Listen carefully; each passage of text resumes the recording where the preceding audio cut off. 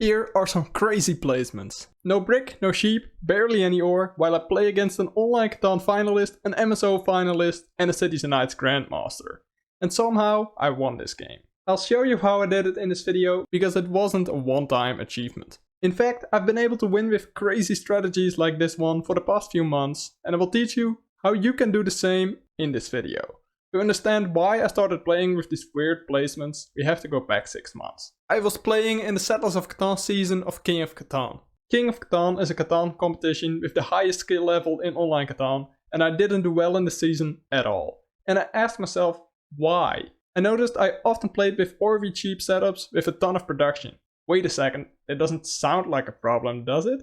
Well, no, but you have to understand that my opponents are really good at understanding why a certain setup is strong and how to make plays to stop me. It made it so I never got any trades, had a robber on my hexes for the entire game, and my opponents worked together to cut me off to my ports. Which is annoying but really smart and fair, because Orvi Cheap is more efficient than any other strategy. Ultimately, I lost my Orvi Cheap games pretty badly. But I also tried playing with different strategies, like focusing on the longest road, port strategies, and setups that aim to lock other players out of a specific resource. And the results were fascinating, because I was able to improve from around a 33% win rate in King of Catan up to 39 and 40% against some of the best players in the world. In a later season I even managed to chip in a 71% win rate season. Okay, that's enough bragging, let's go back to the game. I'm 4th position and you can see that I end up taking the 6-3-11 and the 6-9-3, which is solid production but less than what some of the other players have. I have tons of wheat, tons of wood, but barely any ore and no sheep and no brick. On this board, ore and brick are the rarest resources. And before you mention it, no, the 6, the 3 and the 11 didn't roll more than average during this game, but I saw an opportunity to win it. And to see this opportunity as well, we have to know what the other players are thinking. So let's have a look at why I didn't pick a more obvious and seemingly stronger setup than this wood wheat ore setup. Let's start off with the first pick done by blue, which is the 8-4-10. The highest producing spot on the board, and if you look at the numbers for ore, you see there's an 8, an 11 and a 2. The 8 is by far the most reliable, and only one player can place on a free hex spot with an 8 ore. The point is, all players know first position has a huge advantage for the largest army race, because he is the only player with strong Orvi Cheap. It's best to keep this in mind when we continue to look at the other placements done. I invite you to pause the video to see where you would go as 2nd position. Orange in 2nd position picks the 5-9-10. It's not necessarily the best spot on the board, but if you place out the board, it's likely the 6-3-11 is left open, giving Orange a strong setup. But little do they know. Orange decides to point the road to the bottom so she can build on a wheat board. I would have pointed my road to the sheep board, because there's a lot of strong sheep spots on this board and the sheep board is the best 2-for-1 port in the game. But taking a potential settlement spot away from blue, who has the amazing 8-4-10, is a good idea as well. The 5-9-10 could go with the 8-3-2. It gives orange all 5 resources while being able to build on a strong ore. Next up is red. He's a King of Catan finalist and I know him as a really strong player. The thing to keep in mind here is people don't want to battle for the largest army with blue. Red takes the 6-5-11, which I completely agree with. During the game I hoped he would take the 6-9-3 or the 8-5-10, because the 6-5-11 works great with many positions on this board. It's very difficult to compete for the longest road with a player who has so much wood brick production on one spot. Red points his road to the right, which gives him the option to build on the 6-12 and the sheep board. With strong road building, it's a good idea to take a better spot 2 roads away than to take a low production spot 1 road away. Now it's time for my pick. But before I give you my thought process, I'd like to give a shout out to Time to Play Catan. They made this awesome looking board and I'll tell you more about them later in this video. And fancy Settlers of Catan boards deserve fancy placements, so back to my decision in 4th position. I invite you to pause the video to see where you would go in this situation. My thought process is, my opponents all have very strong spots, so I either need to do the same or make it so their second spots don't work as well with their first spots. The highest producing spots on the map are the 8-5-10 and the 6-9-3. If you combine them, you would have a ton of wheat, wood and sheep production. I think wood wheat sheep only works if there is a lot of brick and ore on the board, because other players will trade you the brick and ore for wood, wheat or sheep. But on this board, brick and ore aren't plentiful at all. So I don't want to go with a wood, wheat, sheep strategy on this board. The alternative step is to look at the spots right next to the highest producing ones. This way, I can look for a strong strategy while blocking my opponents from the highest producing spots. For example, the 8-10-3 is a 10-point producing spot, which blocks out the 8-5-10 and the 8-4-3. However, combining it with the 6-9-3 still leads to a wood, wheat, sheep strategy with little brick and ore on the board. A better example would be a combination of the 9-4-3 and the 8-5-10. With a road plus a settlement, I could settle on the 8-3, which would give me a strong or wheat sheep setup. However, I see 3 problems with this setup. The first is that orange could place on the 8-3, eliminating me from the game. The second problem is the rare brick, which makes it very difficult to trade for the road and the settlement. The third problem is the lack of ports for a big portion of the game. But with the 8-3 as the first spot you want to settle on, it will take a while before you build on a port. And the saying is, without a port, you're 2 points short. And it's true, because flexibility and efficiency are such important metrics in Settlers of Catan.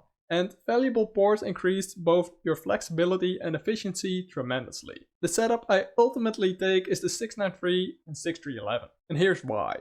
Wood, wheat, ore is not a strategy you typically choose because it requires trades with other players for it to be somewhat efficient. But I also know that blue is considered to be the biggest threat, because blue has the 8-4-10. So the other players would much rather have me, the wood, wheat, ore player, with the largest army than blue. And I actually use this argument as well to make sure one of my opponents doesn't build towards the wood board. While I visualize taking this strategy, I look at the possibilities for my opponents. Red has the 6th pick and he lacks sheep, wheat and ore. Red has multiple options to get those resources, so I straight up ask him, what will you take if I build on the 6-9-3 and the 6-3-11? And his answer is the 8-10-3. It makes a lot of sense, because the 8-10-3 blocks the 8-5-10 and the 8-4-3, while creating the perfect 3 roads, 6 hexes combination possibility for the longest road player. This makes it so orange and blue setups become a lot weaker, and with the 8-4-3 out of the way, it's much less likely I get cut off to the wood board, especially because red would much rather have the sheep board than the wood board. Many viewers have thought by now, wouldn't it be much smarter to build on the 6-11-12 than on the 6-3-11? You start with a free road and no extra spots become available for the other players. And to those viewers I say, you're right, but let me explain. Here's why I picked the 6-3-11 over the 6-11-12. The first reason is that the 6-3-11 has 1 more production point than the 6-11-12. The second reason is that the 4-11 has 3 more production points than just the 11. Combined is that 4 production points over the first 3 settlements. Having 3 different wood hexes also makes the wood production much more difficult to block for my opponents. I point my road towards the wood board on the 6-11-3 and towards the brick board on the 6-9-3. The brick board doesn't hold any value at all, but I figured it could be an effective strategy for my opponents to take my spots away. If I point towards the brick board, I create 2 potential settlement spots. It gives me more flexibility and I don't need a strong 4 spot anyways. Next up is red, and he places on the 8-10-3 like he said he would. I think it's the best pick. He could have also gone with the 8-4-3 or the 9-10-2. But then you risk not being able to connect your roads. Especially with the sheep board, it's great to have so much sheep production on top of everything you need to expand quickly. Orange decides to go with the 9-10-2 and she points her road to the 6-2 with the 3-for-1 board. The idea behind this placement is forcing blue, who has the strong 8-4-10, from the 9-10-11 to the 9-4-11. This might not seem like a big difference, but to me it is. If blue places on the 10 sheep, he has 2 sheep spots, which makes him much more difficult to block than if he just has 1. If both of his settlements are on the 4 sheep, it becomes a vacation spot for the robber, especially because the sheep block stops blue from getting development cards, which widens my window to take the largest army and win the game. With the 9-10-2, orange indicates she's also going for the largest army, which is fine because she basically has the same opportunity to take the largest army as myself. In her case, I might take the 5-10-2 instead, because the coordinated 5s are really good. With the 8-5 and the 3-for-1 port as potential 3rd and 4th settlement spots, you have a better chance to win the game. The downside is you need a lot of 5s to take the longest road and win the game with it. On the other hand, now you're relying on the 2 ore regardless for cities and development cards. That's just not gonna cut it. The 8-3 may actually be your best bet here. I'm not a fan of the 9-10-2 in this situation, but it helps me out a lot, because it prevents blue from placing on 2 sheep numbers. Blue takes the 9 for 11, which is the only free hex spot left on the board. I think this makes sense. Having a second wheat spot makes you less likely to be stopped from getting development cards. You also gain a ton of cards, which is great with the 3-for-1 port you have available on the 8 ore. At the start of the game, I know I only win this game if I get on the wood port fast, but I also need to create a better balance in my resource gain. Because with a handful of wood and wheat, I won't win. I have a little luck with an early 11 in the first 8 rolls, as well as rolling a 7 myself to steal another ore from blue. I also picked up a wheat during these rolls, and with the ore and the wheat I got from my initial settlement, I quickly upgrade my settlement on the 6-3-11 to a city. However, now I have a problem. Because I'm the first player with 3 points, the next robber is put on my 11 ore to prevent me from being able to upgrade the 6-9-3 to a city. But I have bigger problems as well, because red just built on the sheep port. And now he's looking to expand further. I realize my wood port is in jeopardy. When red offers up a deal and nobody else takes it, I tell him, hey, if you promise me not to cut off my roads to the wood port, I'm willing to accept this deal. Red agrees and I still have the possibility to win. My next goal is to get on the wood port, and for that to happen I need to get 2 bricks and a sheep. I still use the arguments, I'm basically a wood wheat player and you benefit from me having the wood port, because then I can prevent blue from taking the largest army. These arguments, on top of some fair deals for both players, make it so I'm able to build a road and eventually settle on the wood port. Now my resource balance is a lot better. Per average 36 dice rolls I gain 6 ore, 13 wheat and 15 wood. With 4 points on the board I continue to work on what 10-point plans are most efficient and possible. A lot of players are good at getting to 8 or even 9 points, but they're stopped before they go to 10. If you have trouble closing the game, pay close attention to the next couple of tips. The next step is interesting because it depends on how far the other players are in their game development. If they have way more production than you want to city up in this situation. The way to measure this is by counting your cities as 2 points and your settlements as 1.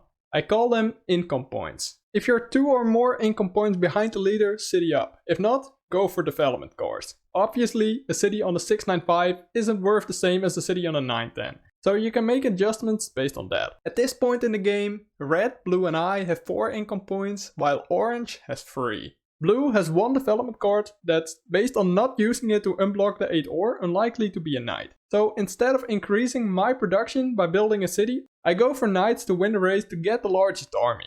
I also want to play my game in a way it makes each development card as valuable as possible. For example, if I go for my 4th settlement now and I build a road on the 6 wheat, it makes both road building and Year of Plenty worth a bit less if I happen to draw them. The most efficient way to win, looking at my current resource production, is 3 cities, army and 2 victory points. So I never need to build a road to go to 10. It's very unlikely there won't be a settlement spot left for me because I gave myself a ton of space by placing on the 6-9-3 and pointing to the coast. For the largest army race with blue, it's important to stay ahead, but also to use your knights for great value. For example, the 9 wheat is blocked. You still have 2 other wheat spots, while it holds much more value for blue. If you both have development cards, I prefer to not use my knight and let blue deal with the problem. And you also want to recognize you're in 2 races. The main race is to 10 victory points and the second race is the ongoing largest army contest. You know you won't win the game if you lose the largest army. So you want to stay ahead in this race. But being ahead in the victory point race means